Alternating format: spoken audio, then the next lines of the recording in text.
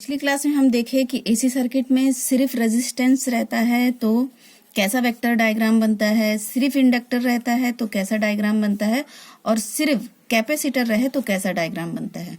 Vector diagram की बात कर रहे हैं। अब हम क्या करते हैं, एसी सर्किट में प्रतिरोध और इंडक्टर मतलब रेजिस्टेंस और इंडक्टेंस सीरीज में लगाते हैं, ठीक है, जिसमें वी आर जो होगा वो प्रतिरोध आर का वोल्टेज ड्रॉप होता है और वी एल इंडक्टर एल में वोल्टेज ड्रॉप होता है। इसका मैं डायग्राम बना रही हूं यहाँ। ये आपका रेजिस्टेंस और ये इंडक्टर, इसमें हम वोल्टेज देते हैं, एसी वोल्टेज दे रहे हैं क्योंकि एसी सर्किट की बात हो रही है तो इस प्रकार का सिंबल बनेगा, न कि हम बैटरी लगाएंगे। ये हो गया, ये वोल्टेज सोर्स हो गया, करंट आई फ्लो हुआ और हम क्या दे रहे हैं, ये रेजिस्टेंस आर हो गया और ये इंडक्टर एल हो गया।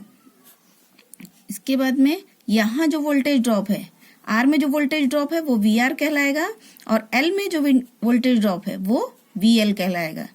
ओके, तो हम पहली क्लास में देखे थे अगर सर्किट में सिर्फ रेजिस्टेंस होगा तो वेक्टर डायग्राम कैसा बनता है, इन फेज में बनता है, मतलब आई भी वहीं रहेगी, उसी दिशा में रहेगी और आपका वी आर भी उसी दिशा में रहेगा जब केवल आर रहे तो, ठीक है।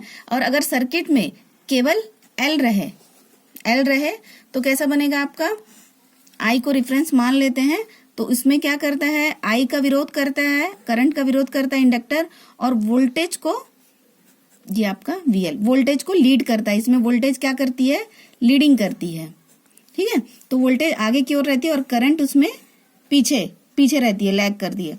इन दोनों वेक्टर डायग्राम को हम मिलाकर क्या करते हैं, एक दोनों का कॉमन अगर बनाते हैं, करंट इन दोनों में देखिए आप एक ही दिशा में है तो हम वोल्टेज को लेते हैं, तो रेजिस्टेंस का वोल्टेज कैसा रहेगा, वी आर क्षैतिज दिशा में रहेगा और इंडक्टर का वोल्टेज कैसा रहेगा, ऊर्ध्वाधर रहेगा, वी एल।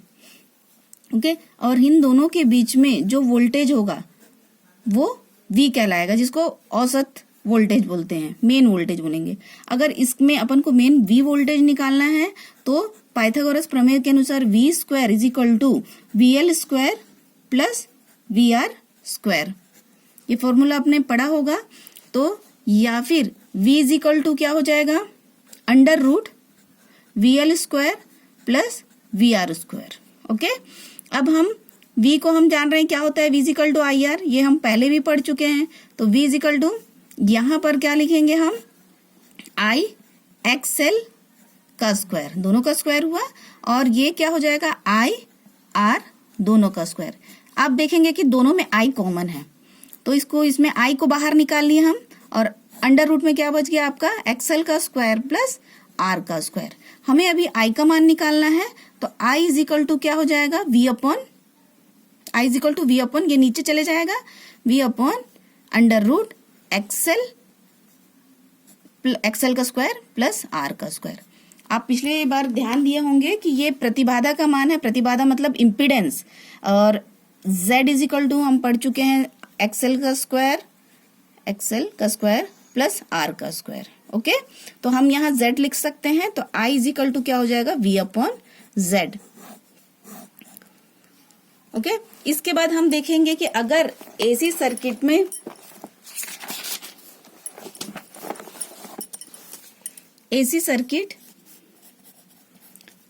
में प्रतिरोध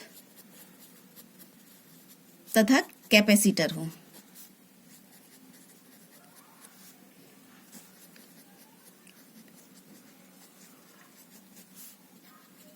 श्रेणी में हो, ठीक है। इसका डायग्राम भी बनाते हैं, पहले प्रतिरोध लगा, फिर कैपेसिटर लगा, फिर वोल्टेज दिए, वोल्टेज V, करंट I, ये आपका रेजिस्टेंस है, ये C है। अब रेजिस्टेंस के पास जो वोल्टेज ड्रॉप होगा वो क्या कहलाएगा, VR कहलाएगा, और कैपेसिटर के पास जो वोल्टेज ड्रॉप होगा वो VC कहलाएगा। सेम मैं पुनः दोहराऊंगी कि अगर वोल्टेज है तो कैसा वेक्टर डायग्राम बनता है, V और इस प्रकार का इन फेज वाला बनता है, और वो C है तो अगर हम I को रिफरेंस मान रहे हैं इसमें, तो उसमें देखिए I को वो आगे की ओर बढ़ाता है और वोल्टेज को रोकता है, तो वोल्टेज इसमें क्या करेगा, जो VC है वो लैगिंग करता है, मतलब पीछे रहता है। किससे पीछे रहता है? करंट से पीछे रहता है। ये आर की पोजीशन हुई और ये सी की पोजीशन हुई। इन दोनों डायग्राम को अगर हम मिला के कॉमन डायग्राम बनाते हैं, देखिए इसमें करंट दोनों में क्षैतिज दिशा में, इसलिए अपन करंट ध्यान नहीं दे रहा है, अभी वोल्टेज निकालना है। तो वोल्टेज कैसा निकलेगा आपका, ये VR हो गया और ये आपका क्या हो गया, VC हो गया। ठीक है, नीचे की ओर बनेगा क्योंकि इसमें लैग करता है वोल्टेज। अब इनका कॉमन हमको V निकालना है, तो पाइथागोरस प्रमेय लगाएंगे, V square is equal to VR square plus VC square. ठीक है, और या फिर V इज इक्वल टू क्या हो जाएगा, ये रूट हटा दिया, स्क्वायर हटा दिया हम, तो ये हो जाएगा under root VR square plus VC square. V का मान होता है IR होता है, IR का स्क्वायर हो जाएगा और ये हो जाएगा आपका IX का स्क्वायर। दोनों में I कॉमन है तो V is equal to I बाहर निकल जाएगा, ये I स्क्वायर, अंदर क्या रह जाएगा R स्क्वायर प्लस XC का स्क्वायर। फिर इस I को भी अपन बाहर निकाल सकते हैं, V is equal to I under root R square plus XC का स्क्वायर। ठीक है, हमें I का मान निकालना है तो I इज इक्वल टू क्या हो जाएगा, V upon R square plus XC square.